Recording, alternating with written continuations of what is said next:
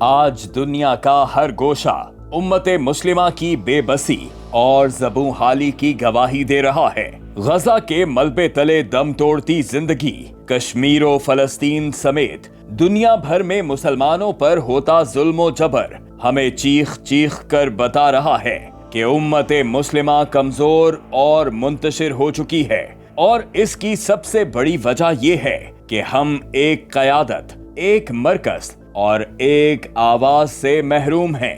مگر ہمارا ماضی ایسا نہ تھا۔ 13 صدیوں تک مسلمان نظام خلافت کے تحت متحد رہے، جو کہ نہ صرف ایک نظام حکومت تھا بلکہ امت کی روحانی، سیاسی، دفاعی اور سماجی اکائی بھی تھی۔ جب کبھی امت پر ظلم ہوتا تو نظام خلافت اس کا محافظ بن جاتا تھا۔ خلفائے راشدین رضوان اللہ علیہم اجمعین کے دور میں عدل، امن، علم، وقار اور اسلامی فتوحات مسلمانوں کی پہچان بن چکی تھیں۔ اسی طرح خلافت عثمانیہ میں سلطان عبدالحمید دوئم نے ایک یہودی کو بیت المقدس کی 1 انچ زمین بھی نہ بیچنے دی۔ لیکن جب 1924 میں خلافت عثمانیہ کو ختم کیا گیا تو امت قومیتوں اور جغرافیائی سرحدوں میں بٹ گئی۔ اب ہم صرف مسلمان ہیں مگر ایک امت نہیں رہے۔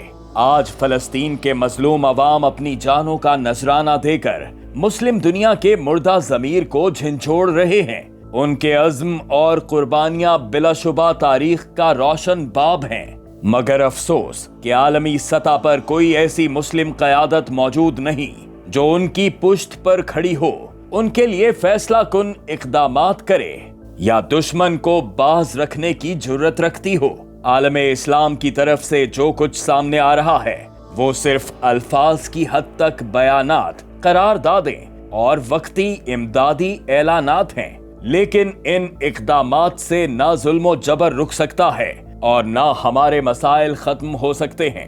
امت کو محض ہمدردی نہیں بلکہ ایک ایسے جامع اور مضبوط نظام کی ضرورت ہے جو امت کو قیادت، تحفظ اور وحدت فراہم کرے۔ ہمیں ایک ایسے نظام کے لیے جدوجہد کرنا ہوگی جو وقتی اتحاد نہ ہو بلکہ دائمی وحدت کا ضامن ہو۔